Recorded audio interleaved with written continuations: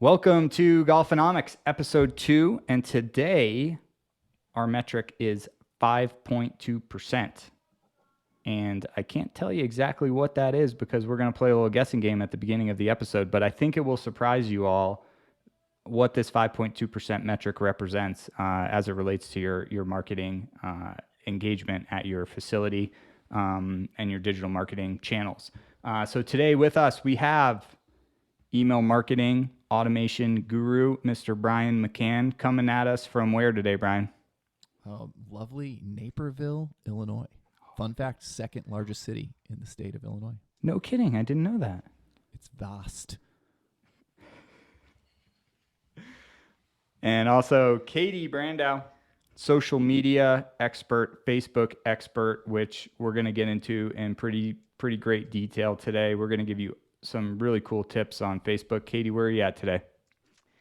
Hey, Ross. I am in the beautiful Sand Lake, Michigan, northern Michigan. It doesn't get much better than that. Second largest city in Michigan? Not even close. Where on the mitten is that? You know, we're right about up here right now. That's great. This is an audio-only podcast, and I asked a visual question. Shame on me. We are pretty close to Lake Huron. I promise I asked better questions in the actual episode, so stay tuned. And you can watch a Zoom recording if you want to see everybody's hands and where on the mitten we are. Nice. I am Ross Liggett, and I am your host, I guess, and I'm just here to ask some questions and try to learn some things. So let's get into it. 5.2%. Could be a good number, could be a bad number. Brian, email marketing, open rate, 5.2%, good or bad? Oh, initial impression, bad. Bad. Yeah, just on standard numbers, that's not good. Yeah. Any single digits open rate, that's a stinker of an email. What about click-through rate? That's pretty good. 5.2 would be a good click rate? That would be pretty good. That sounds like you sent a good campaign with some great messaging, great segmentation. You got people to get from your email to either your shopping cart or your website. So that sounds pretty promising. Katie, 5.2% Google Ads click rate. It's pretty good. Pretty good? Yep. You have some good ads out there. How about Google Ads conversion rate, 5.2%? Ooh, it's not terrible. It's pretty good. Yeah, it'd be pretty dang good. You get 1 out of 20 people to fill out that form. That'd be at $1 a piece. That's $20 for a inbound, banquet membership outing lead. You don't have to have a very, very high conversion rate on that lead coming in to make some money off that campaign. Brian, what about 5.2% as a bounce rate for a website? You've likely created the world's greatest website. You can reach me. My phone number is that's awesome. I mean, typically I see stuff anywhere. I mean, especially like new, not optimized. I mean, 80 isn't frightening. People with new websites, 90. So if you get something below 50, doing something good. To have something below 10, like holy cow. Yeah, you created Facebook. Yeah, you've built something that's incredibly engaging. So speaking of which, you're probably a billionaire and not listening to this podcast. Speaking of Facebook, 5.2% is the average number of your followers that see your organic social media posts. 1 out of 20. Oof. Not good. Yeah, it's not good. And I think, obviously we kind of know that this is the fact because this is the world that we live in, but I think this is a big misnomer out there, right? I think people think when you post on Facebook and you have 1,000 followers, they're all going to see your post, right? But it's just not true. Brian, why is that? You're just teeing me up. Teeing you up. Perfect segue. Facebook is a business, people. They make billions of dollars on advertising. Billions with a B, and I'm not kidding.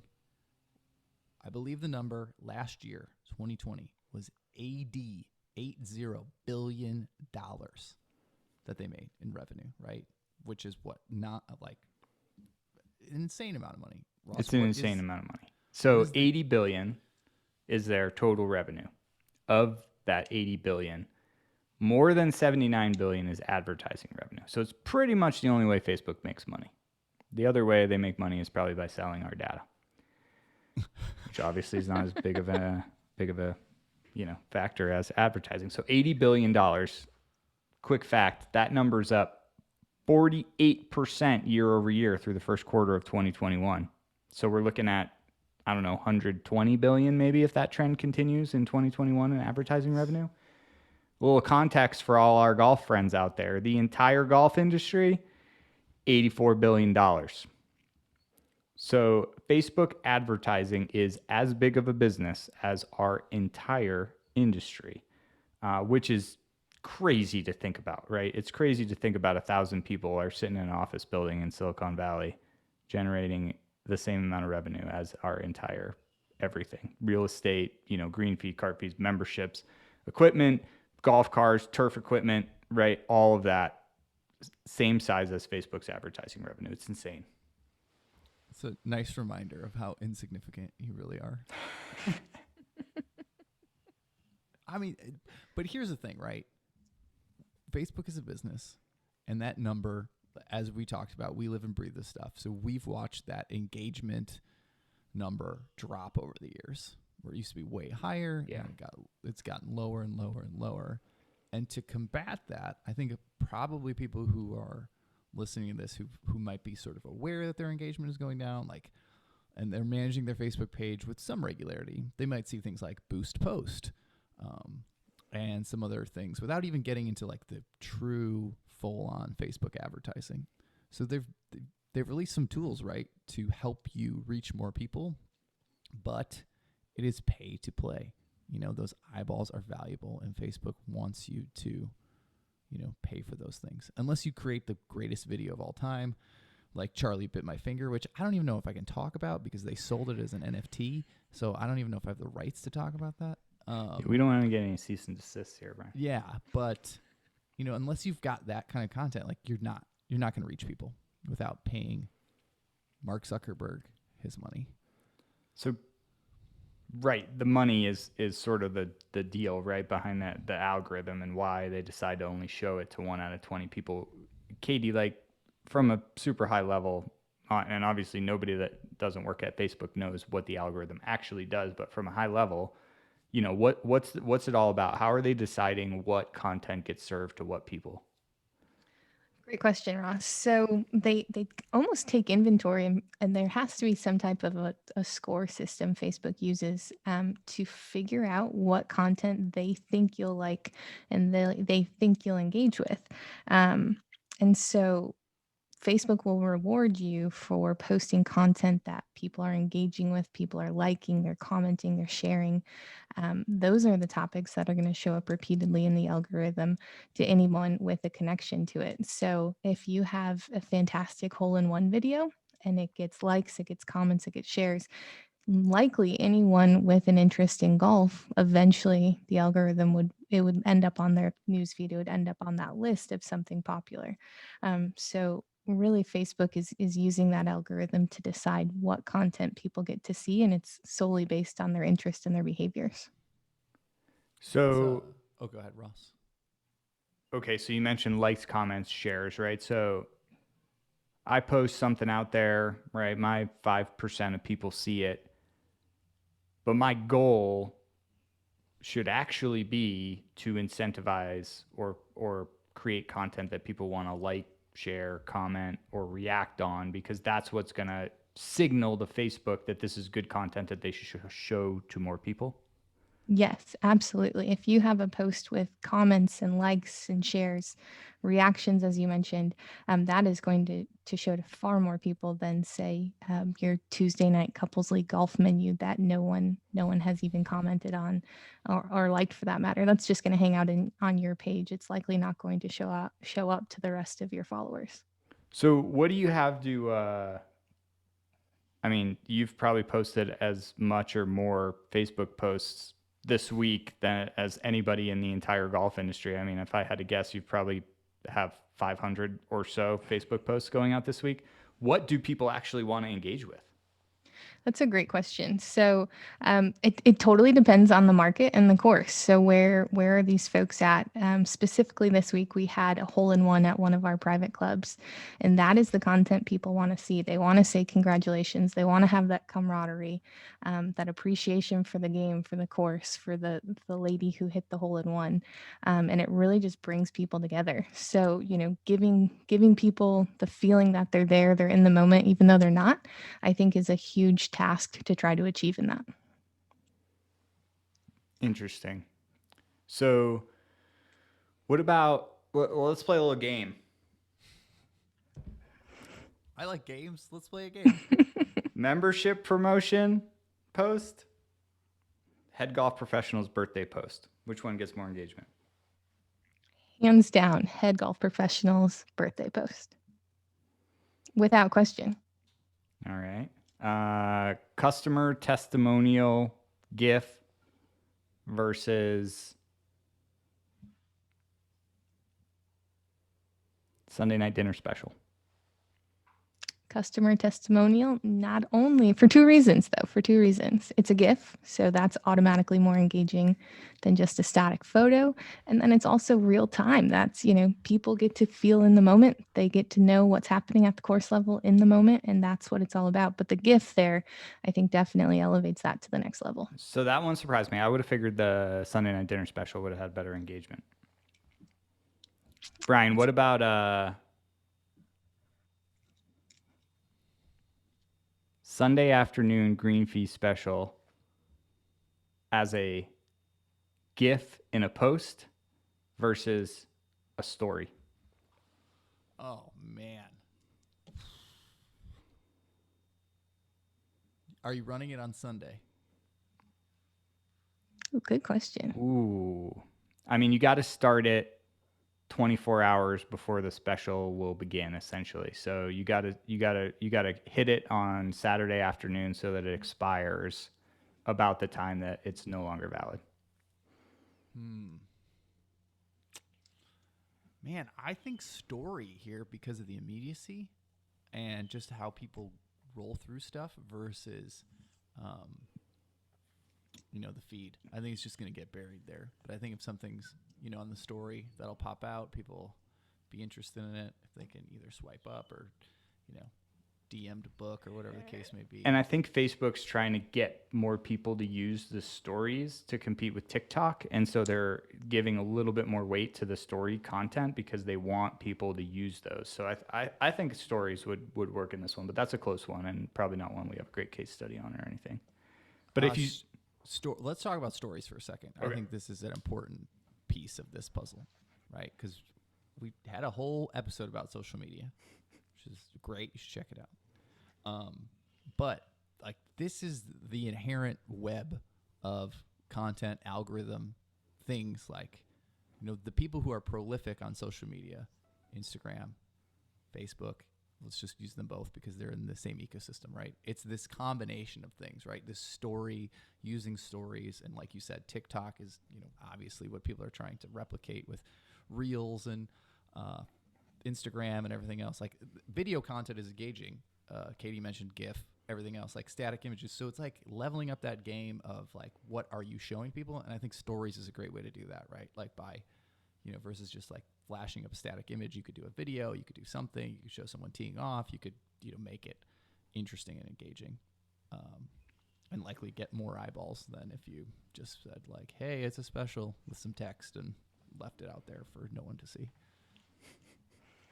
And I think like if we sort of go back through these couple examples that we just talked about, right? The ones that always win are the ones that are less promotional in nature, that are more sort of behind the scenes or giving people an inside look. And I think as much as the social media platforms have changed since their inception, since they weren't making $80 billion a year in advertising revenue, they're still social media platforms. And as important as it is to make sure that the people that are in your Facebook audience know that you're going to do a membership promotion or a, Twilight deal this coming weekend, that is not in and of itself an effective way to use the platforms. Like unless you are being social on social media, you're not going to get the benefit that you could.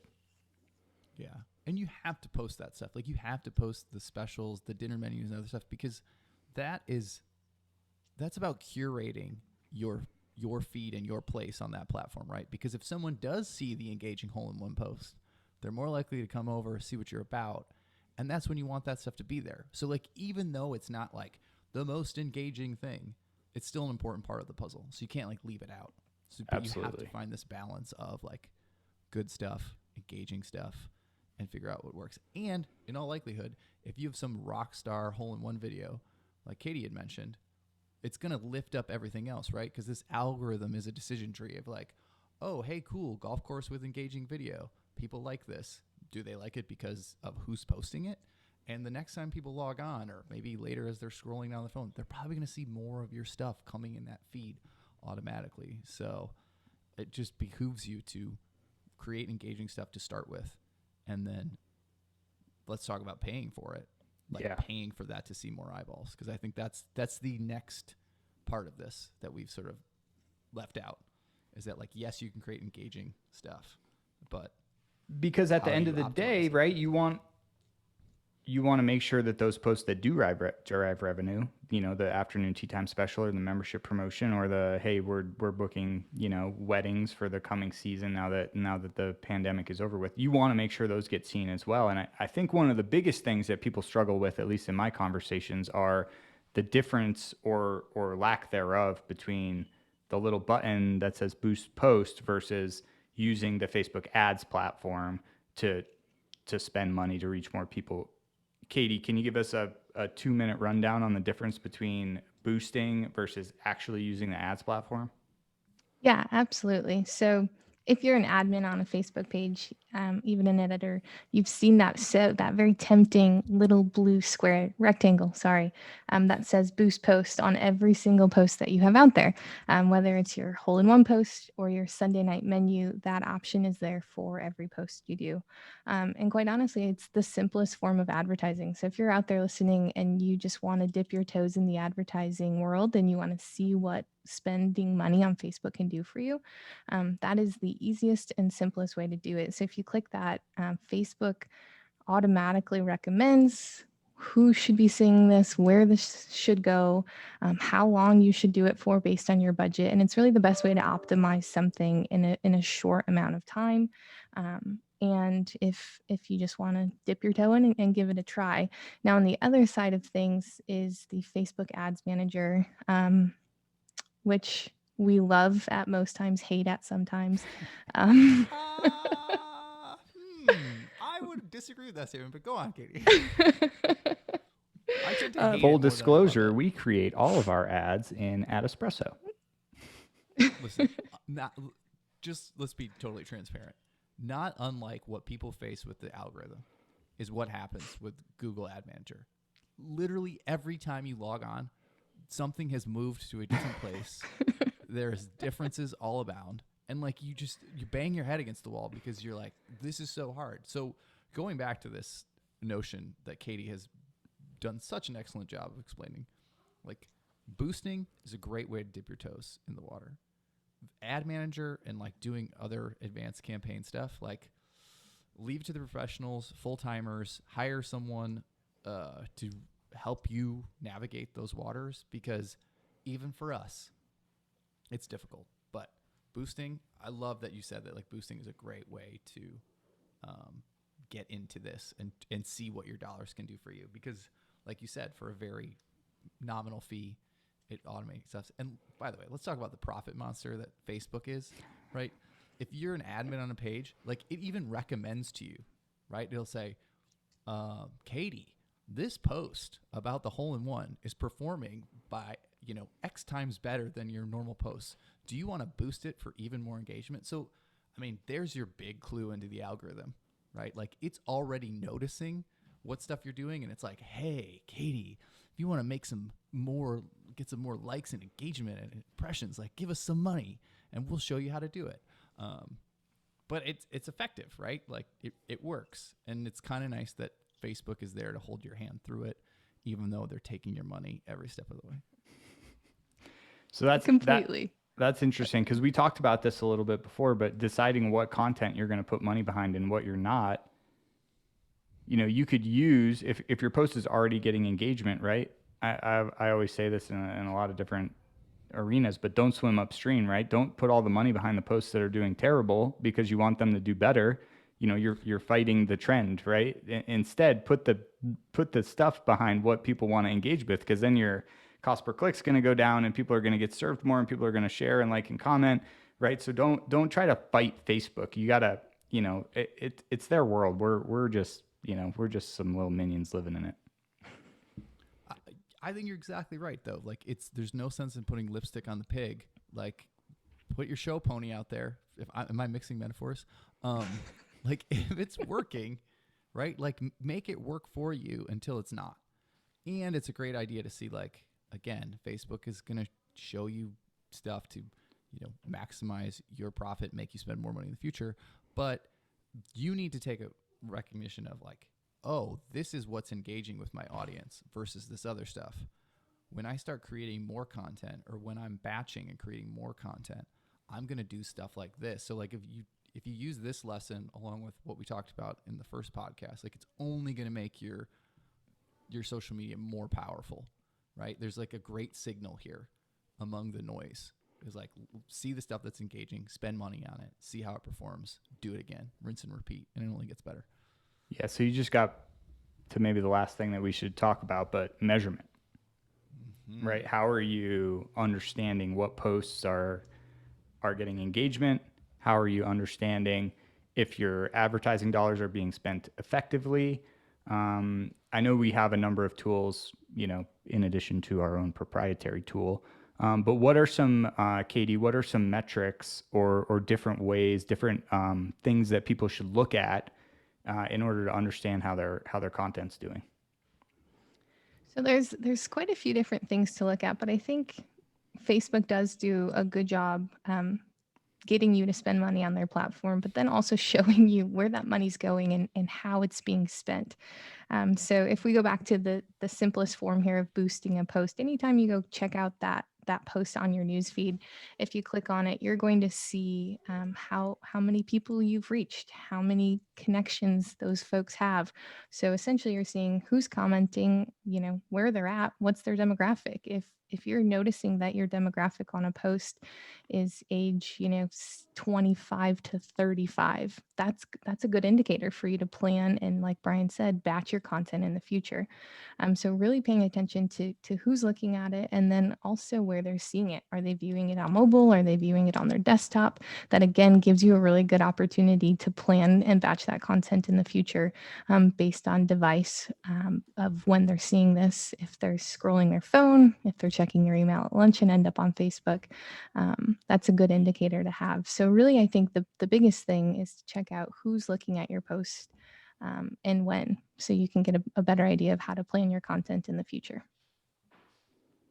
So I'm looking at a couple of our dashboards right now, and we try to break total content impressions down into 3 buckets. That's kind of the key way that we like to look at it. So we look at organic reach, viral reach, and paid reach. And so for the club that I'm looking at right now, pretty good advertising spend, a couple $100 a month on average. But when you look at their engagement, their organic reach is accounting for about 40% of their impressions. Their viral reach, so that's reach that has been generated just because people have liked, shared, commented, reacted, is also about 40%.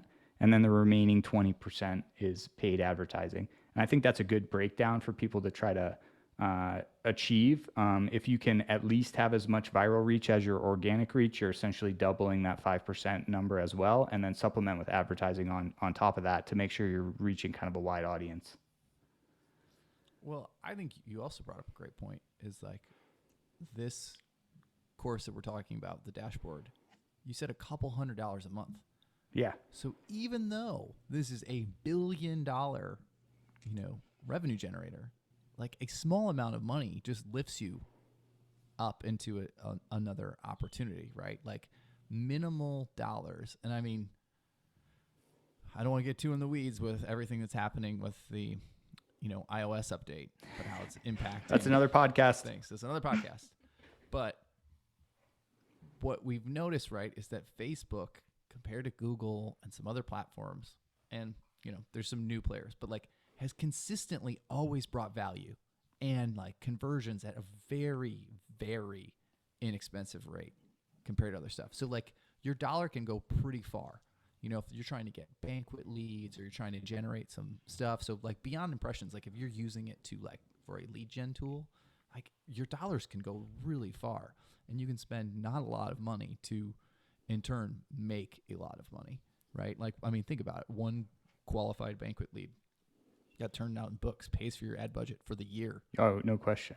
10 times over.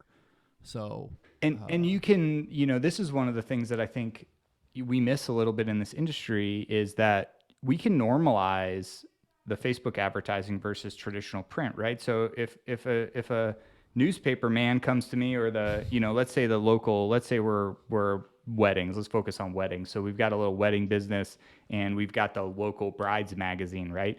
And it's going to cost us, $6,000 to run a full page ad twice in the bridal guide over the course of the year, right? And that thing's going to get distributed to 50,000 people, let's say.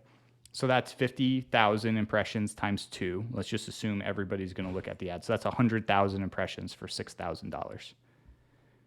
On Facebook, it generally costs us about $10 for 10,000 impressions. So to reach the same amount of people on Facebook, it's 1/6 of the cost of that wedding advertising. So you can, normalize this stuff and figure out where's the best place to spend your money. And like you said, Brian, you just get way more eyeballs on Facebook for every dollar that you spend than any other platform. Yeah, it's that simple. It's ridiculous. And I mean, you add in the fact that if you're boosting stuff on Facebook, and if you're cross-posting from Instagram, you're doing stuff like that, like there's also just the ability to hit multiple people in multiple places. So like you're not just limited to the Facebook newsfeed, right? Like you get into this crazy world of advanced advertising, like you're talking about multiple placements. Instagram stories, Facebook stories, news posts, even like I get ads all the time in Marketplace. Yep. There's so many places where you can show up and deliver. And the other thing you talked about too, Ross, with the bride example is great, because you're like, well, I know brides are picking up this magazine.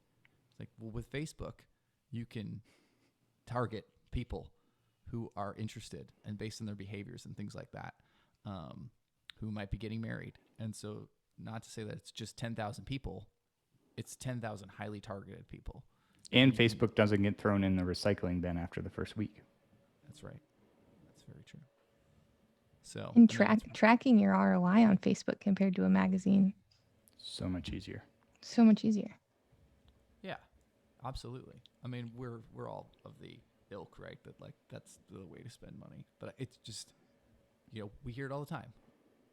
We do it because we've always done it that way, right? It's like the thing we fear the most, but it's also music to our ears because it's an opportunity to have these conversations. And like we talked about on the last episode, right? Like, don't be on Facebook just to be on Facebook, right? Have a purpose, understand, know what metrics you want to track, know what things you're trying to get. Like today, hey, the takeaway is, the metrics you want to track are engagement metrics, because that's what's going to give you the most bang for your buck, right? If you know that going into creating your content plan, then you can create a content plan that'll actually achieve your goals instead of putting a post out because you should put a post out.